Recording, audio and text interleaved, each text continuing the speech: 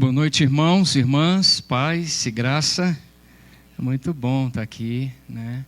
Obrigado, pastor, pela confiança. Acho que ele nunca me viu pregar, não conhece a minha igreja. Nós somos uma igreja independente, né? E tem aí um par de anos que a gente não se vê. Na verdade, não se via porque há pouco tempo atrás ele esteve participando de uma conferência lá em Fortaleza e a gente casualmente se encontrou. E foi um tempo gostoso. Chegamos até aí à praia no intervalo de uma palestra e outra, né? Comemos um peixe lá, foi bom. No Ceará tem dessas coisas boas, né? Simples e gostosas. Então foi um tempo precioso. Ele falou que eu deveria falar de alguns ministérios que a gente está envolvido e encorajando, inspirando alguns irmãos a também se envolverem, participarem, orarem, estarem juntos conosco. E um desses ministérios chama-se Teach Beyond Experience. Vocês sabem que o Creuze participa lá do Live Beyond em Gramado, dando aulas lá para uma turma de seminaristas, digamos assim. E o Teach Beyond tem vários ministérios na área de educação, atendendo a escolas cristãs espalhadas pelo mundo, plantando escolas cristãs também, associando-se a outras escolas, algumas delas não cristãs, para influenciarmos e transformarmos a realidade de educação e de cultura e de espiritualidade em alguns contextos.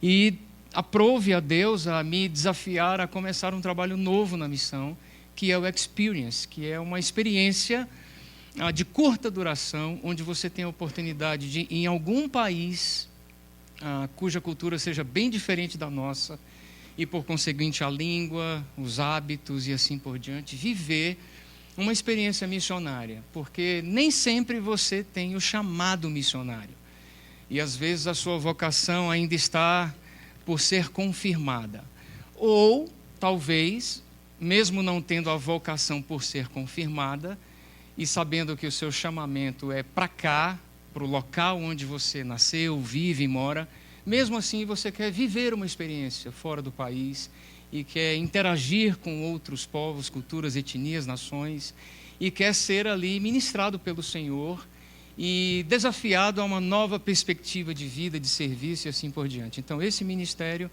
ele funciona como uma espécie de escola de vida e missão de curta duração, onde você pode pegar um período de férias ou algum outro momento ao longo do seu ano em que você tenha condições de viver um tempo sabático e estar conosco em países como Guiné-Bissau, Portugal, África do Sul, Inglaterra, Sérvia, Etiópia, Uganda, Israel e Jordânia, por exemplo, né? São lugares desafiadores que podem agregar muito valor, sobretudo pelo modelo que a gente tem tentado construir nessa escola de vida e missão, porque além de você aprender sobre missão teoricamente nessa escola conosco, você vai poder viver uma experiência de serviço e você também vai ser trabalhado e desafiado em algumas dimensões do seu ser interior, porque a ideia é como vamos conviver juntos por um período de tempo,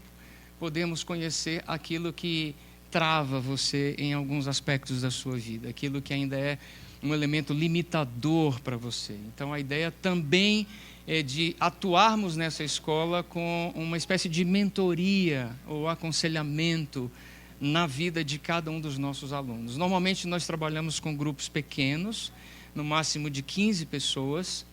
É um ministério que está começando agora. Em breve eu vou estar munindo o pastor das informações necessárias para que vocês saibam e, por que não, recebê-los um dia em algum lugar do mundo para viver uma experiência bem bacana conosco, num preço bem mais acessível, né, do que uma viagem a passeio pelo leste europeu ou para Israel. Você vai ficar conosco lá, paga a sua passagem, compartilhamos lá os custos de alimentação, hospedagem, enfim, e temos um tempo de convivência como um retiro espiritual, né?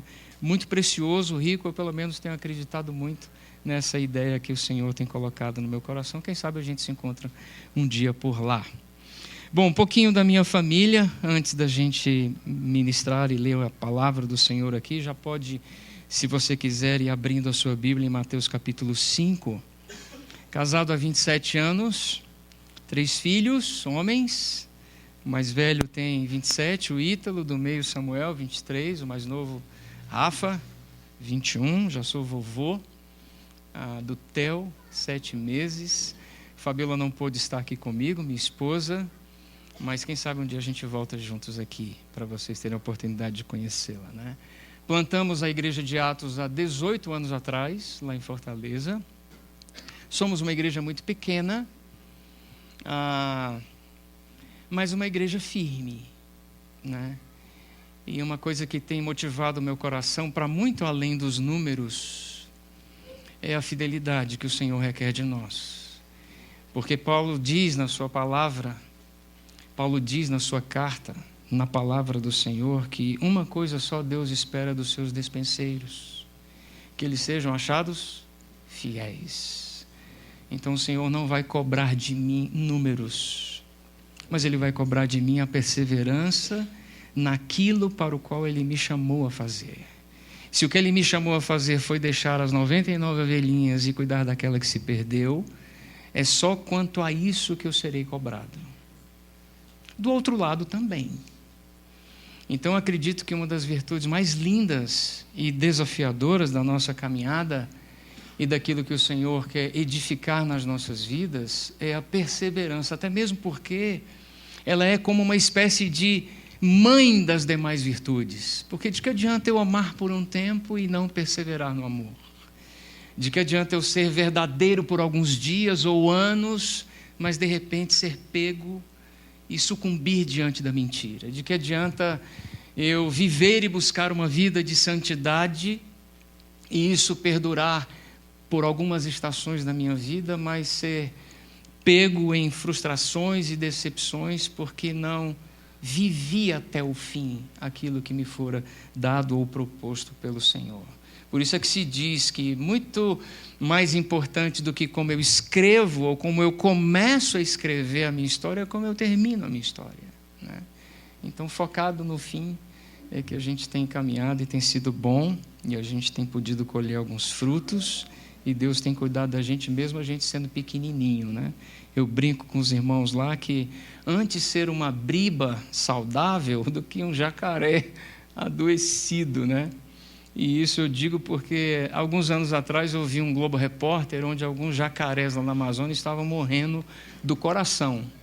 Os biólogos encontraram vários jacarés de papo para cima no leito de um rio e foram examinar os bichos. Eles estavam todos doentes, enfermos, e descobriram que eles tinham contraído ou adquirido algum tipo de enfermidade que matava os bichos do coração, né? Então, antes uma bribazinha pequenininha saudável do que um crocodilozão adoecido, né?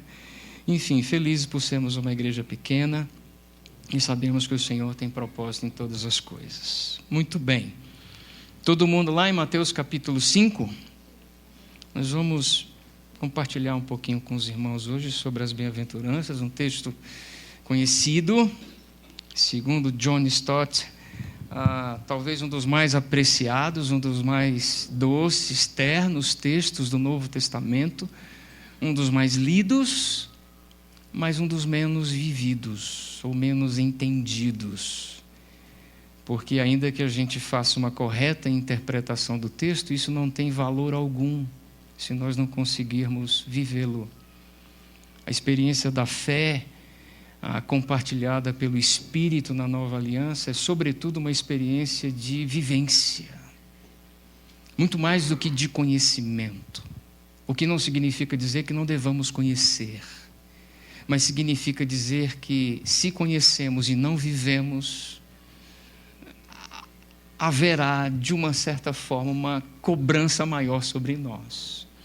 Então nos encarreguemos, pois, de viver a palavra na sua simplicidade, na sua densidade.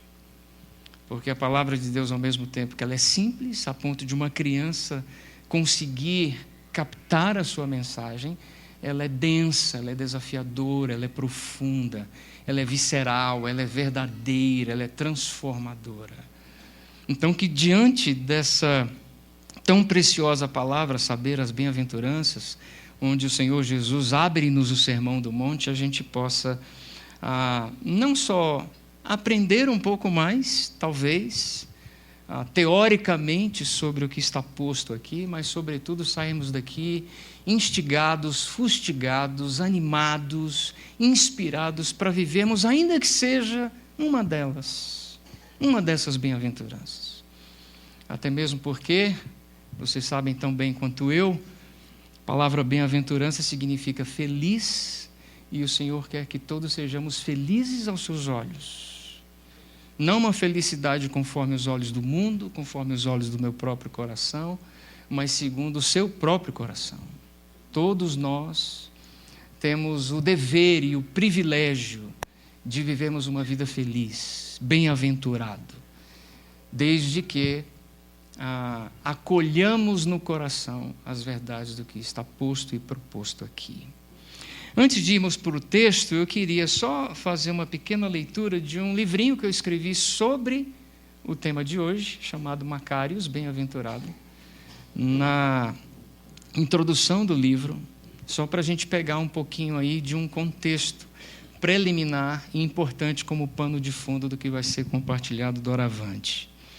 Eu digo assim, página 22, enquanto a lei de Israel foi entregue a Moisés, o mediador humano da velha aliança, nos cumes montanhosos do Sinai, a essência da lei, a saber, o propósito maior, final e absoluto dela foi dada por Jesus, o divino mediador da graça.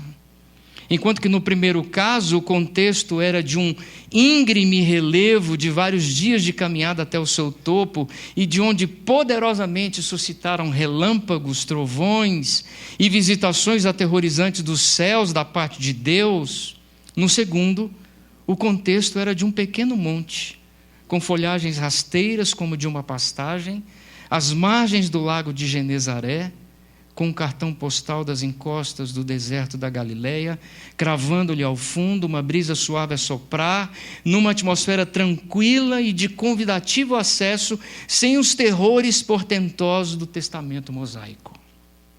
No primeiro caso, um homem cujo rosto era preciso cobrir com um véu, posto sua glória, ora constranger, ora se desvanecer.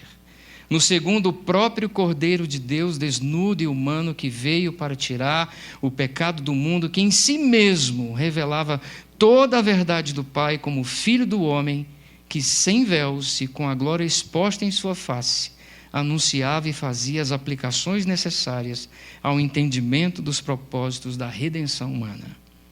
Não lhe parece interessante ou intrigante o contraste dos cenários e eventos? Assim como os seus conteúdos, significados e profundidade, precioso demais, penso, para ser apenas coincidência. A plenitude dos tempos, conforme Gálatas 4:4, havia chegado e sua inauguração marcava, em todos os aspectos, um novo modo de Deus agir, de se revelar aos homens, e, por que não, um novo cenário, contexto como mídia facilitadora da mensagem. O paradigma questionava assim todo o status quo vigente, sobretudo religioso, desde o da sacralidade dos lugares e dos ritos até o da força, da estética e do que apenas parece ser, mas não necessariamente é.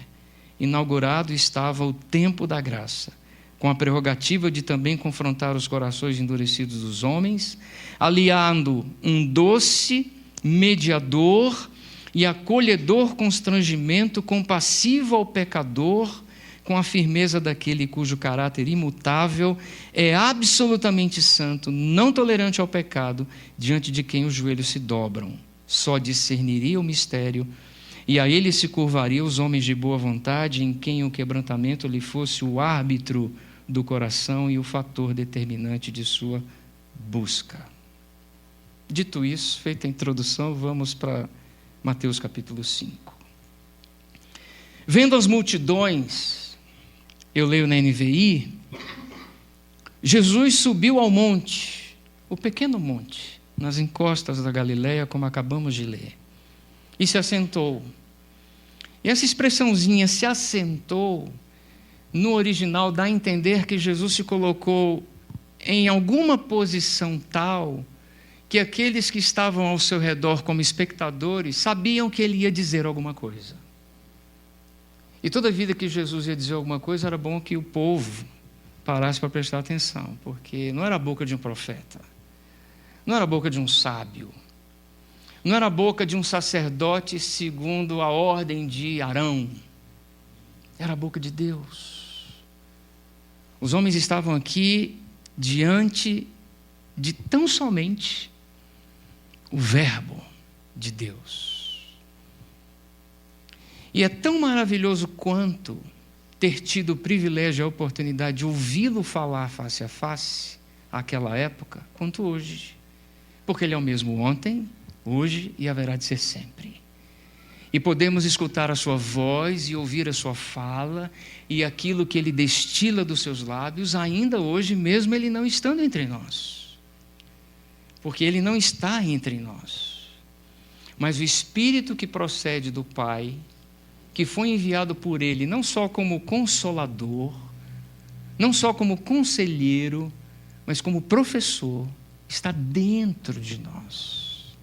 Então, tanto quanto podemos viver a experiência de um Deus que fala, de um Deus que fala e que fala atingindo em cheio os lugares mais íntimos e profundos e obscuros e ocultos da nossa alma. A pergunta que precisa ser feita é o quanto você tem conseguido discernir, o quanto de sensibilidade no Espírito há em você para vê-lo se posicionar de uma forma tal como se ele quisesse falar com você. Porque de fato ele quer falar com você. Ele o tempo todo quer falar com você.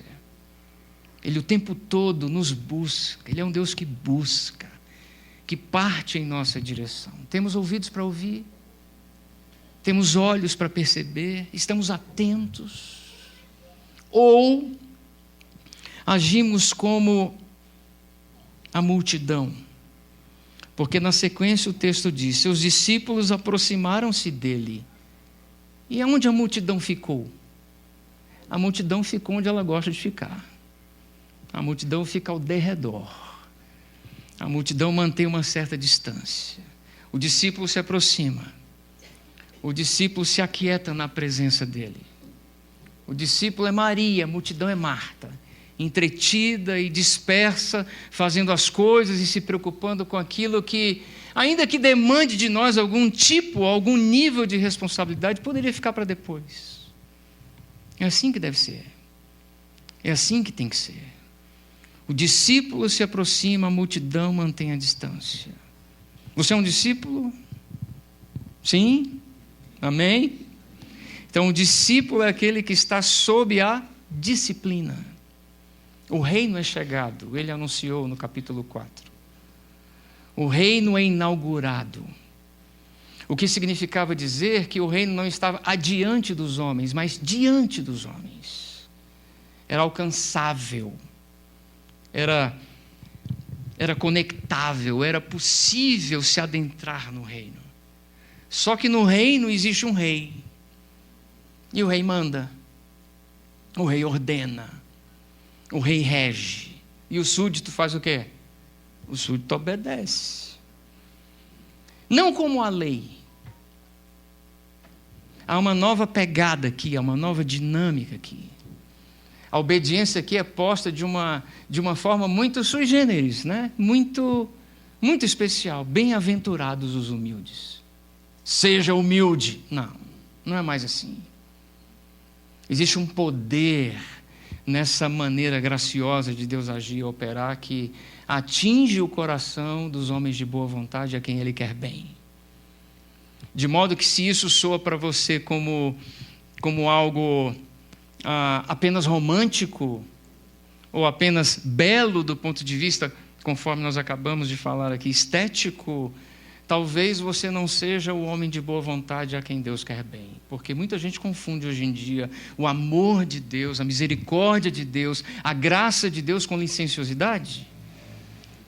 E aí fazem pouco caso disso, deixando de compreender que o amor de Deus, conquanto seja sem limites, demanda de mim, sim, compromisso, diligência, engajamento, vida santa.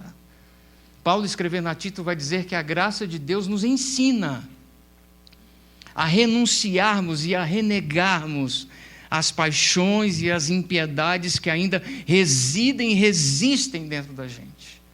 Graça não é essa coisa de vamos acolher e colocar todo mundo para dentro e está tudo certo e fica como está e vamos que vamos. Não. A graça, ela tem uma história, né? Ela tem um pano de fundo, ela tem um cenário por trás, ela tem um preço envolvido, um sangue derramado, e não se brinca com isso.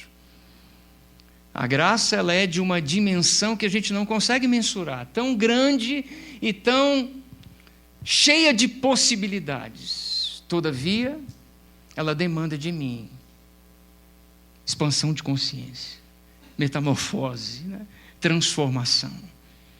Venha como está assim, mas vamos aqui buscar algo novo que o Senhor tem para ti. Não dá para ficar do mesmo jeito.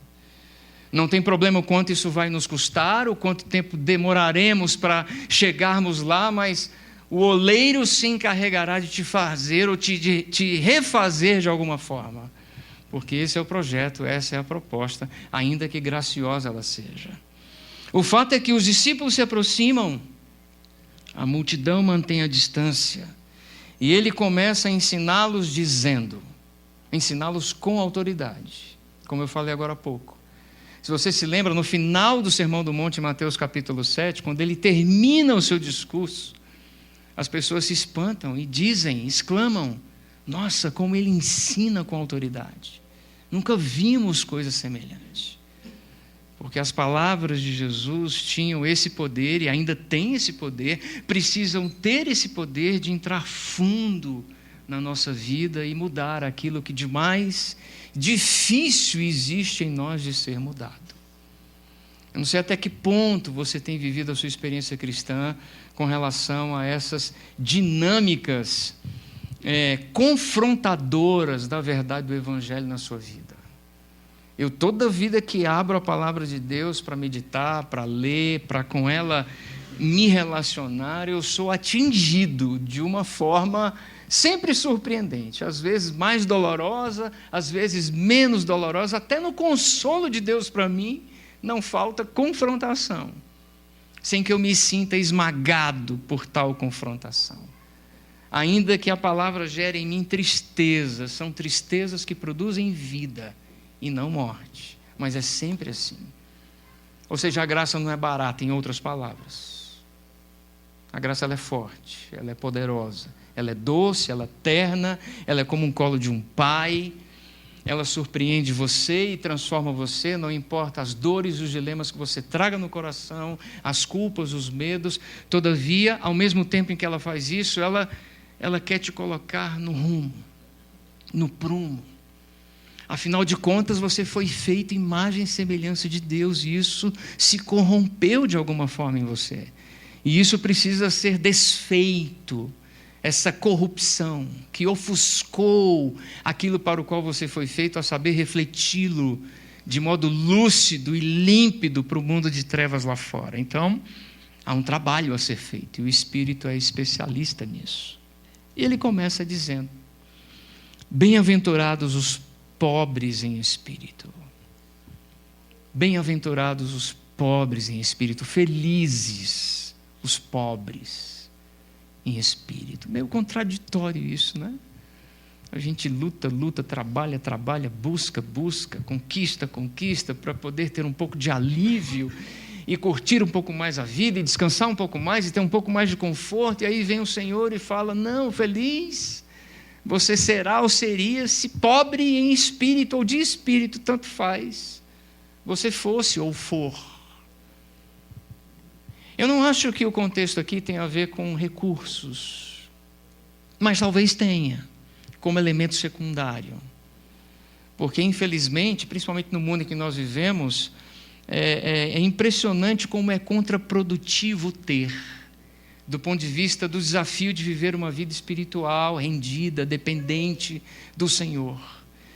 Porque cada vez mais as coisas tendem a tomar espaço e lugar no nosso coração, de modo que é cada vez mais lúcido e necessário puxarmos um pouco o freio de mão no processo de prosperidade que muitas vezes nos vem às mãos, para que a gente consiga manter um pouco mais de vida piedosa, de singeleza de alma e de simplicidade de existir nesse mundo. Eu não sei se você está entendendo o que eu estou querendo dizer.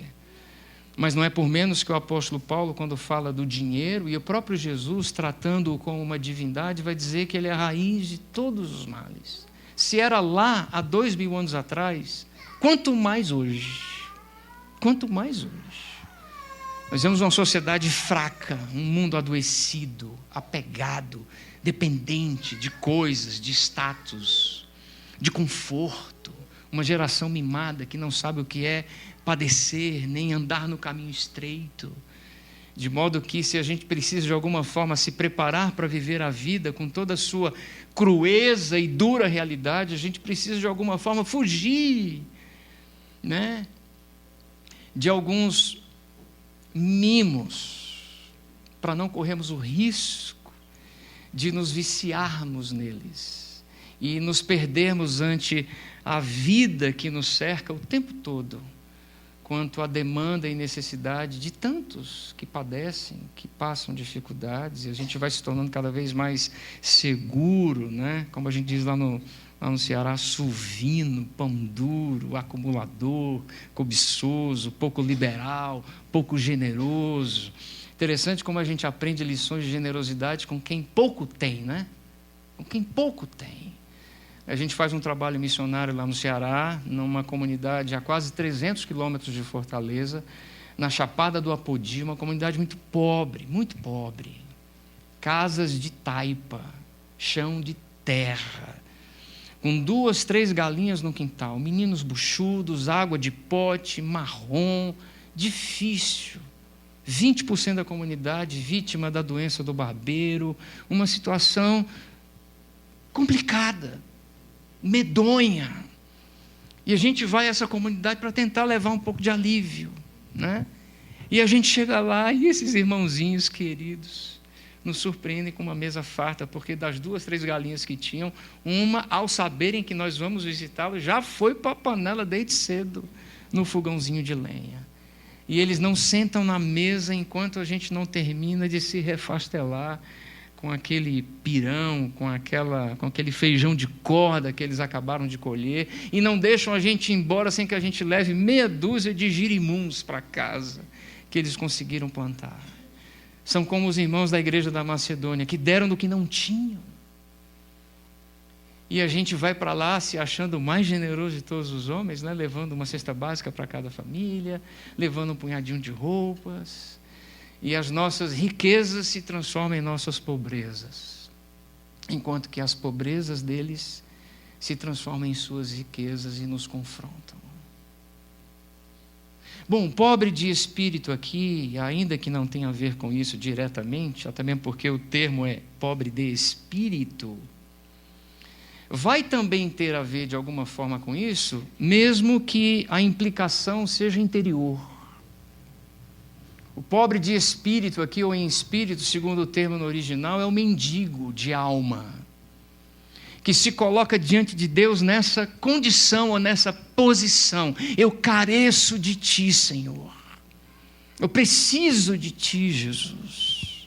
Sem Ti eu nada sou, eu nada posso, eu nada tenho. Dá-me da Tua vida, dá-me da Tua paz, dá-me da Tua esperança, dá-me do Teu sentido, dá-me da Tua vida, Senhor, dá-me do Teu amor. Mendigo, esvaziado, absolutamente consciente das suas impotências. E para se tornar consciente das suas impotências, é preciso ter aprendido que as suas potências de nada valem também. Em outras palavras, é um indivíduo sem presunção, que entendeu que se não for o Senhor a abençoá-lo e a com ele ser caridoso e benevolente, bondoso, tudo mais que ele granjear ou conquistar terá valor algum diante dele. Não servirá para a construção da casa que precisa ser edificada na vida e no ser. O Sermão do Monte termina assim, né? Jesus falando de uma casa edificada sobre a rocha, que começou a ser construída aqui, nas bem-aventuranças. As bem-aventuranças é como se fosse uma espécie de alicerce. Mas, interessantemente, do ponto de vista humano, os alicerces é a parte feia, né? É a parte grossa da edificação, da construção. Aqui, no caso, é a parte linda, é a parte bonita. É um alicerce que se coloca no reino de ponta cabeça como o hall de entrada de uma vida de discípulo, que bem-aventurado se percebeu e que, conforme o Mestre, o Rei e o Senhor, quer andar. Pobre de espírito ou em espírito. Você é assim? Você tem sido assim? Você tem entendido essa palavra com essa perspectiva? O quanto você está ou anda esvaziado de suas presunções? O quanto você entende que, ainda que o Senhor tenha lhe dado dons e talentos, ou recursos, ou espaços, ou condições, ou possibilidades, você enxerga tudo isso como tão somente fruto da sua graça e da sua bondade, porque toda boa dádiva e todo dom perfeito vem de fato do alto, do Pai das luzes. Não é meu.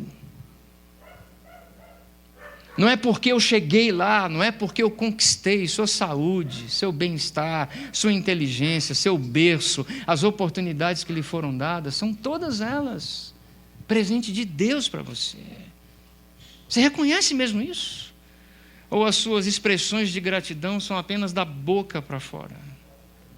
Porque se você conhece ou reconhece mesmo isso, não tem como você, pobre de espírito, deixar de ser, e como tal se colocar de fato como um ser rendido diante dele, quebrantado, despojado, dependente. O mendigo na rua não depende de quem o ajuda, partindo do princípio que seja um mendigo, né? De fato, porque tem mendigos e mendigos, né?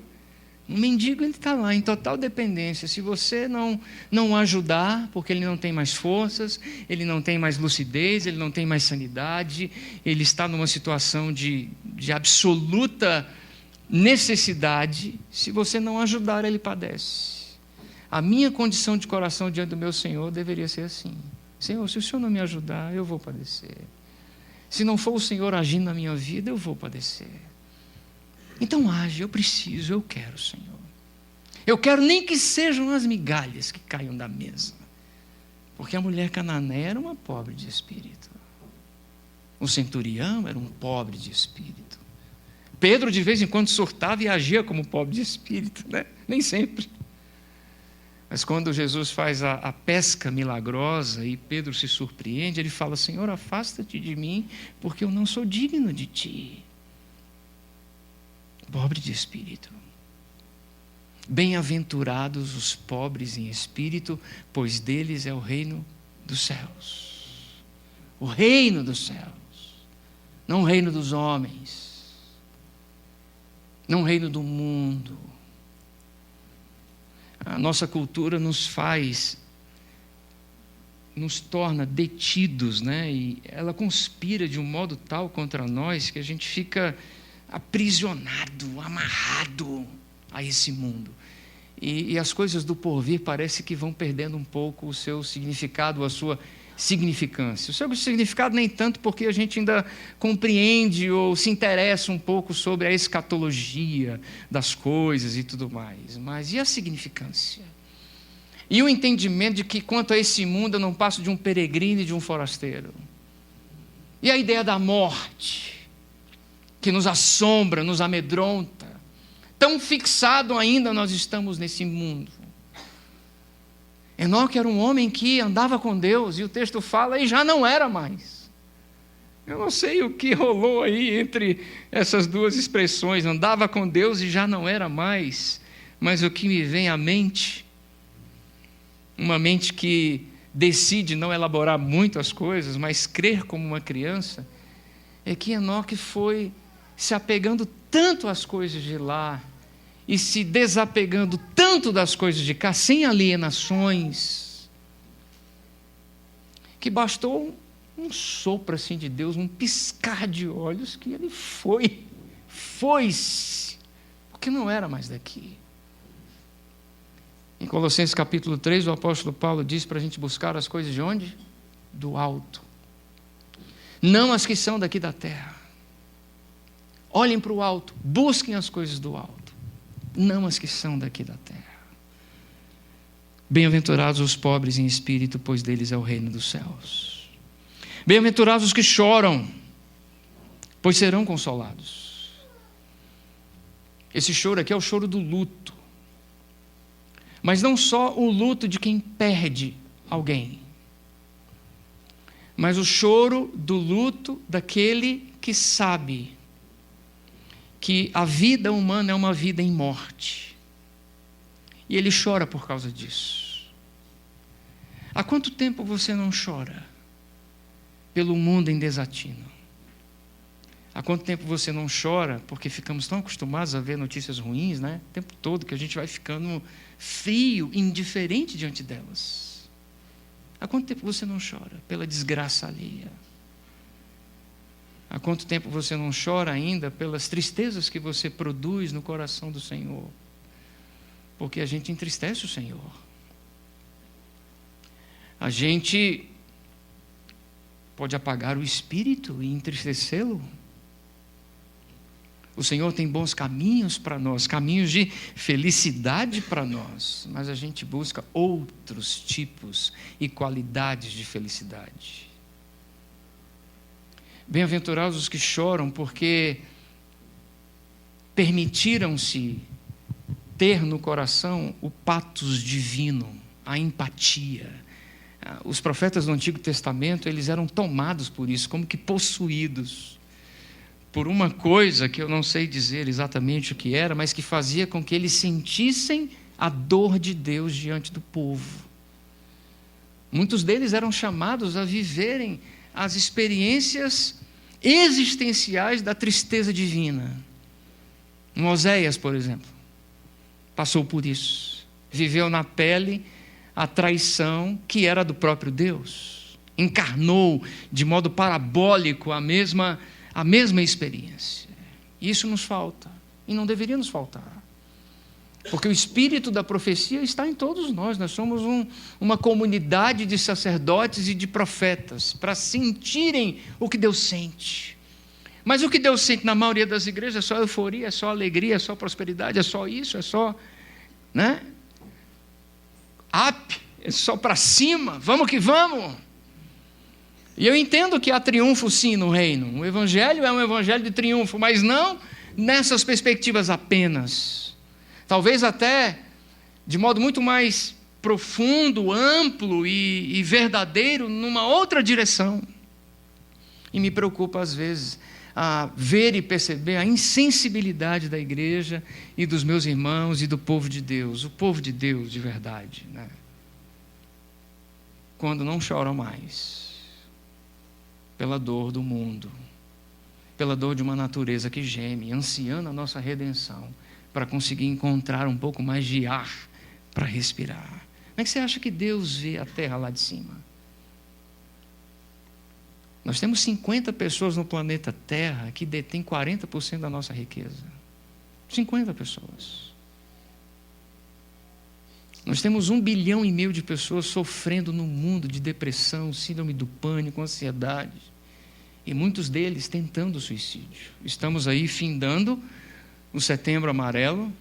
E desde que eu comecei a falar aqui, eu não fiz as contas ainda, mas a cada 40 segundos uma pessoa se mata no planeta. E para cada morte ou para cada suicídio, houve 9 tentativas. Esse é o nosso mundo. Mas da estação Brigadeiro para cá, eu cruzei e percebi, porque eu permiti que os meus olhos estivessem atentos. Há muitos clamores, há muitas dores, há muito sofrimento, há muita luta. Porque eu sei que por trás daquele ambulante que está circulando no trem, indo e vindo, aliás, não um, mas dezenas, Ao mesmo tempo que a voz do maquinista diz: não compre do ambulante, não compre do ambulante, não compre do ambulante. Comércio ilegal, comércio ilegal. Por trás daqueles jovens e moças que perambulam de um lado para o outro, tem uma história de dor, tem um drama, tem lutas. Ainda que ele vá pegar o recurso que ele angariou ali durante as suas viagens para consumi-lo em droga, a vida dos nossos semelhantes não é fácil. A sua é fácil. E você ainda reclama. Você está aqui na igrejinha, bonitinha, cadeirinha bonitinha, um altar, né? Porque isso aqui não é altar. Pós-moderno, pastorzão lindo, família bonita, gente boa nos cercando.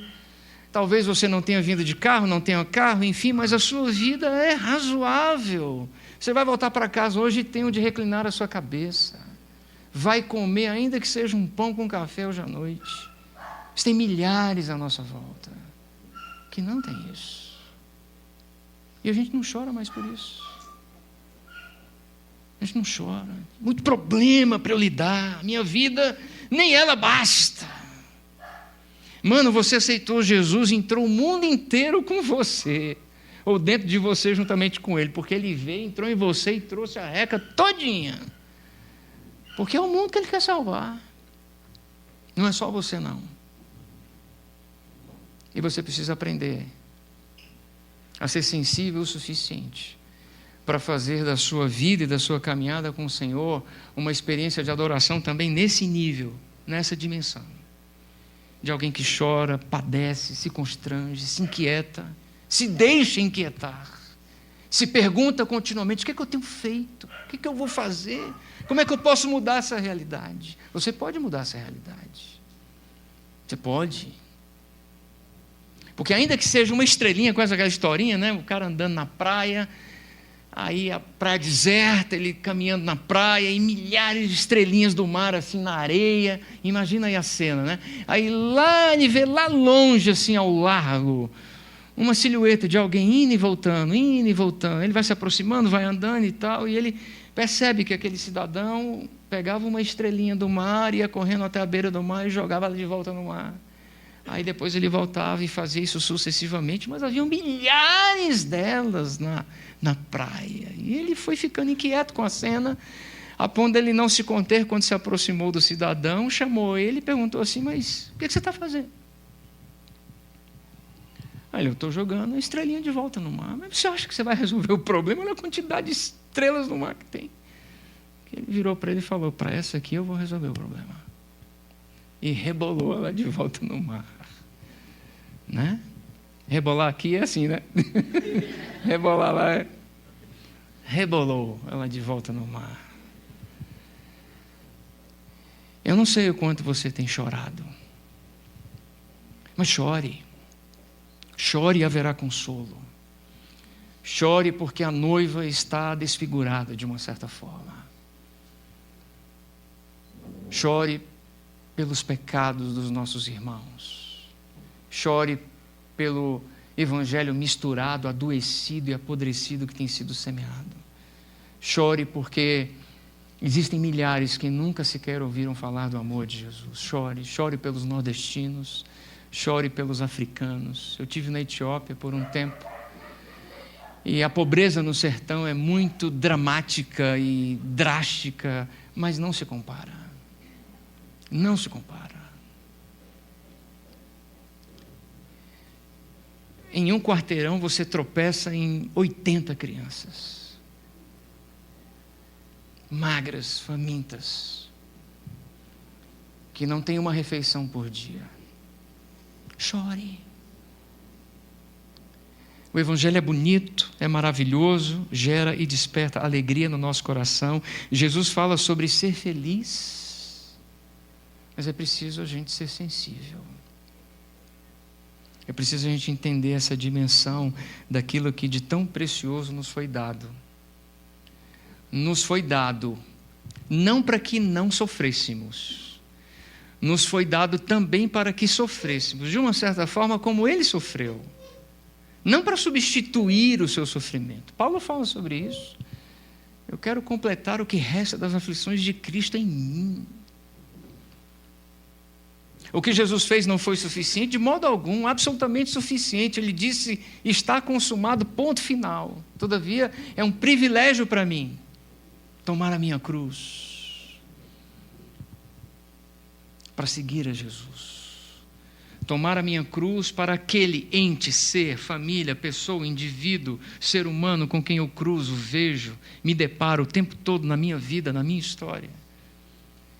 Tomar a minha cruz abrindo mão do meu conforto, do meu recurso, do meu tempo, para servi-lo, ser bênção na vida dele, dar a minha vida por ele. Eu estou dizendo aqui uma coisa que eu não vivo, mas não estou sendo hipócrita, estou confessando o pecado, mas sabendo que eu não tenho outra assertiva a não ser essa, para a minha vida e sobre a minha vida, e você também. Estou em busca, estou tentando, estou buscando, estou me esforçando, pela graça, né? Porque tem uma luta a ser travada aqui, né? Com o nosso eu, tem uma tensão, sempre tem uma tensão, mas enfim, bem-aventurados os humildes, pois eles receberão a terra por herança.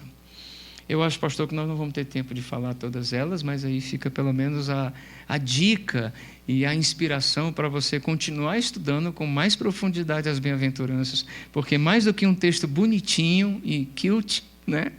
É um texto desafiador e profundo que quer falar muito ao seu coração, um texto sem o qual você não será sal e luz. Interessante porque quando terminam as bem-aventuranças, Jesus diz, vós sois o sal da terra e a luz do mundo, partindo do princípio que bem-aventurados nos tornamos. Sem as bem-aventuranças, sem chance de salgar o mundo, sem chance de iluminar o mundo. Mas voltando aqui, talvez a última, bem-aventurados os humildes. Os humildes, pois eles receberão a terra por herança. O que é humilde para você? O que é uma pessoa humilde? A gente pensa que a pessoa humilde é a pessoa franzina, né? A pessoa fraquinha, a pessoa que se veste de modo assim, singelo, né? Ele é humilde, o simples, o pobre, ele é humilde. Não necessariamente. Ainda que eu acredite que em alguma medida a nossa exterioridade revele a nossa interioridade, isso não é absoluto, é relativo, mas revela, né? O humilde aqui é uma condição, sobretudo, de coração. E a melhor maneira da gente entender o significado dessa humildade aqui é prestando atenção em 3 outras palavras cuja raiz é a mesma raiz da palavra humilde. Olha que coisa interessante. A palavra humus. O que é humus? Pessoal que gosta de mexer com planta e tudo mais, tem sítio, enfim, viveu no interior. O que é humus? Humus é um adensamento de uma matéria orgânica produzida por, normalmente, minhoca, né? Que faz com que você, misturando essa matéria orgânica a uma terra estéril, essa terra se torne fértil, e em se plantando na terra, tudo vai dar. Tudo vai dar. Olha que coisa interessante, o humilde. O humilde é aquele, portanto, que fertiliza a vida de outros. Saiu de si. Saiu de si mesmo, né? A gente é muito centrado, muito autocentrado. Numa linguagem mais simples, mais popular, a gente é muito egoísta. Por isso Jesus Cristo disse, ame o próximo como você já se ama. Teu problema não é de falta de amor próprio, é de excesso de amor próprio. Se você amar o seu próximo, tanto quanto você se ama, aí o negócio vai começar a funcionar. Aliás, não tem como eu conceber na minha alma e no meu coração a palavra amor ou o conceito do amor se eu não tiver o outro na minha vida. Então esqueça de você. Mas eu não posso negar o meu eu. Pode sim, deve. Senão você não começa a amar. Senão você não sabe amar. O ser que ama, ele prefere o outro. Lembra de Filipenses capítulo 2, Paulo falando sobre isso? Tende em vós o mesmo sentimento que houve em Cristo, que não considerou como usurpação ser igual a Deus, antes a si mesmo se esvaziou, etc. e tal. E antes disso, Paulo vai falar: considere os outros superiores a si mesmo. Então, o humilde, portanto, é o humus, é o indivíduo que entendeu o seu chamado e a sua condição de fertilizador da vida do outro, que ele cresça e que eu diminua se eu tiver que diminuir. Não estou preocupado mais comigo, minha vida está oculta com Cristo, eu já morri para esse mundo. Você pensa assim? Você é humilde? Talvez você se achava humilde, né? Até agora já vou repensar o negócio aí. Porque humilde é aquele que se doa, que se dá. E isso custa, isso dói, isso compromete planos, recursos, sonhos. Mas isso é ser humilde. Jesus fez assim conosco. E nos chamou para fazermos a mesma coisa que Ele fez. Ele disse antes de partir: assim como o Pai me enviou, eu vos envio a vós outros. Humilde, humus.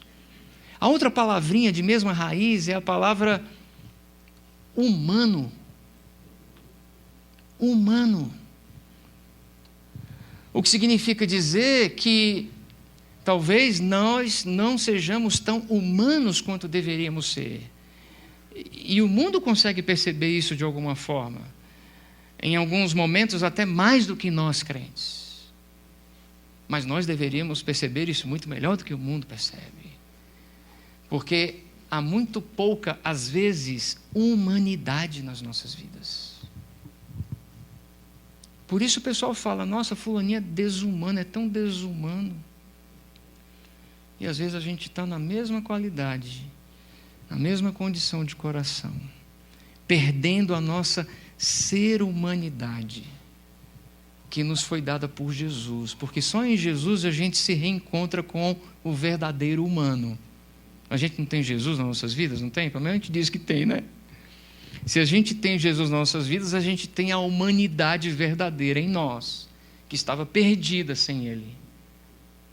Porque a nossa humanidade sem Ele é a do Adão caído, corrompido, maculado, cheio de alegorias e fantasias no seu redor, no seu entorno, como máscaras, como enfeites e assim por diante, conforme o mundo, a cultura, o sistema. Aí Jesus vem, entra na gente e restaura dentro da gente o humano perfeito. Que perfeito já está aos olhos dele, mas ainda demanda de tempo, história. A gente vai ter que morrer um dia, né? Para sermos despidos da nossa corruptibilidade e revestidos de uma incorruptibilidade, inclusive do ponto de vista da mente. Porque é só o espírito que está pronto, a mente não está, nem o corpo. A mente está sendo transformada dia a dia. Transformai-vos, pois, pela renovação da vossa mente, para que experimenteis. A gente está vivendo essa experiência o tempo todo. Você está num processo, eu também estou num processo. A carne, então, nem se fala. Essa precisa mesmo ser liquidada de vez, porque ela tenta o tempo todo contra nós. Mas o ponto é que Jesus iniciou um processo de germinação do humano dentro da gente. E a gente tem sido o humano para o qual fomos feitos para ser, conforme Ele foi. Se temos sido, olhemos para Ele e nos lembremos do que Ele disse, do que Ele fez, por onde Ele andou, como Ele lidou com as circunstâncias, e procuremos fazer ali a paridade, né? Para verificar se estamos tão humanos quanto Ele, como humano perfeito foi, porque senão, não somos tão humildes assim. O humilde, portanto, é o que se parece com Ele, o humano perfeito. Deu a vida, homem de dores, sabia o que era padecer, sentou-se com o traidor. E são tantas coisas que mexem com a gente e confrontam a gente, para você pensar. Por fim, a gente vai terminar. O humilde é o úmido, é a mesma raiz, úmido. E aí essa palavra úmido me lembra a ideia do oleiro. Eu falei sobre o oleiro aqui em algum momento. Nós como vasos nas mãos do oleiro, né? Eu não sei se você já viu um oleiro trabalhando no barro. Hoje é tudo com maquininha e tal, né? Mas antigamente era uma roda. Ele ia girando a roda com o pé, a bancada circulava aqui, ele pegava ou pega, dependendo do nível de sofisticação da olaria, né? Joga o punhado de barro em cima da roda, girando, e ele vai pegando de uma latinha a água e derramando água sobre o barro, e aí ele vai modelando aquele barro, de modo assim que quando você menos espera, tem um negócio bonito ali diante de você. Eu acho lindo ver aquilo ali, né? Chega a me dar um negócio assim. Tem coisa que você gosta de ver e te faz bem, né? E eu acho lindo um oleiro fazendo um vaso do barro, a habilidade dele e assim por diante, né? Ou seja, você é um barro duro ou você é um barro mole? Fácil de Deus trabalhar. Onde com pequenas movimentações e posições você é feito para o que Ele quer que você seja feito. Ou você é resistente, ou você é teimoso, ou Deus tem que estar falando com você 1, 2, 3, 10, 15, 20 vezes. Como é que anda a sua vida nesse sentido? Porque o ideal seria que a gente fosse facinho de Deus mexer, né? E rapidamente Ele nos fizesse.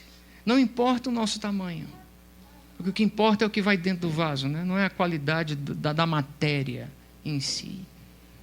Mas é o que vai dentro do vaso e o propósito para o qual ele é feito.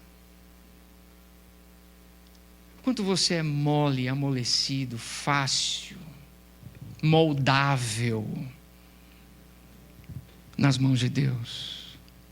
Pensa aí. Porque se você for fácil, você é humilde. Se você for difícil, você não é tão humilde assim quanto você pensava que era.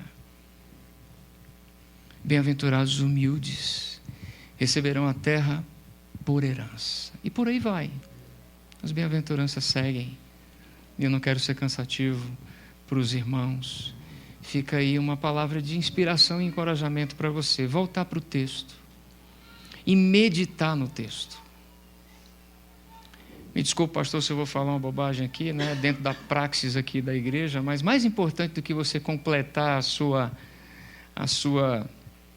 o seu cronograma de estudo bíblico, de leitura bíblica anual, né, na minha opinião, é você parar, por exemplo, e gastar tempo num texto como esse. Até mesmo porque dizem os estudiosos que bastaria o sermão do monte nas suas mãos para você viver aquilo para o qual Deus te chamou a viver.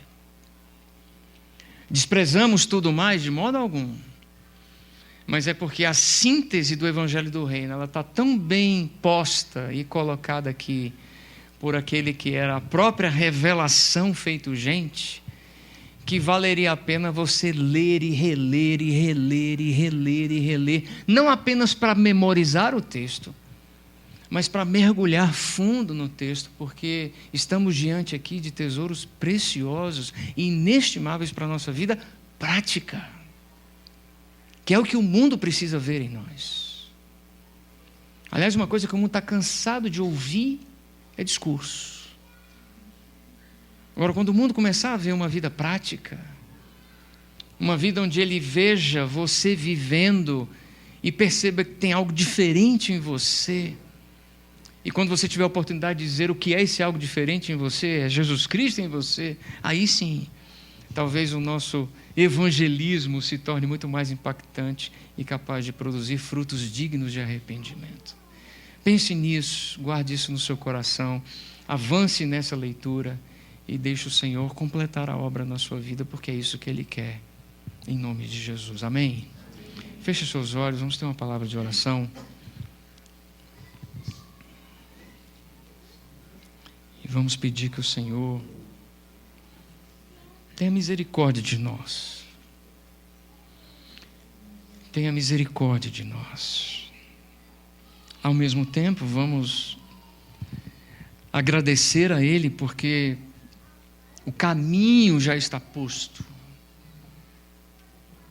A verdade já está estabelecida. É arregaçar as mangas, pôr a mão no arado, o pé na estrada e caminhar o caminho da bem-aventurança. Em nome de Jesus. Pai, obrigado por essa noite na tua igreja. Obrigado por essa noite junto com os meus irmãos. Obrigado porque mais uma vez o Senhor fala ao nosso coração e nos traz um alimento, nos traz uma direção, nos traz uma confrontação, nos traz um consolo, nos traz um desafio, nos traz um sentido. E é assim que tem que ser.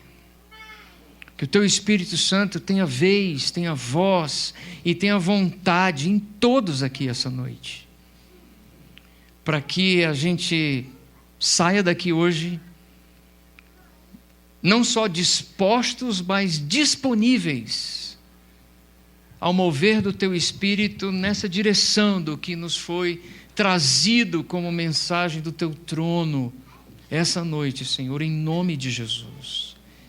Que essa igreja seja uma igreja bem-aventurada, porque anda e vive como pobre em espírito, porque chora com os que choram, também se alegra com os que se alegram, porque vive em humildade, porque tem fome e sede de justiça, porque é uma igreja misericordiosa, porque é pura de coração, porque pacifica o mundo, e porque não tem medo de perseguição alguma, pois sabe que os profetas que viveram antes de nós também foram perseguidos e mortos de modo injusto, assim como o profeta dos profetas, a saber, o nosso Senhor Jesus Cristo.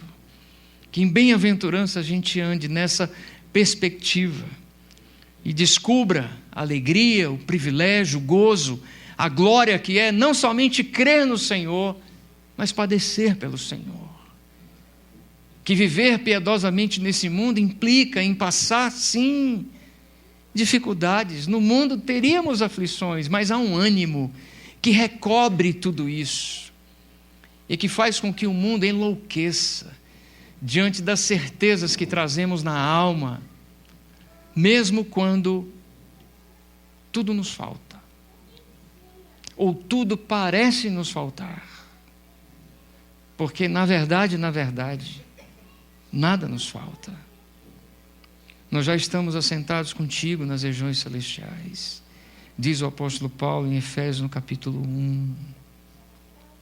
O viver para nós é Cristo, é o Senhor. O morrer é lucro. Que assim seja na vida dos meus irmãos, hoje e sempre.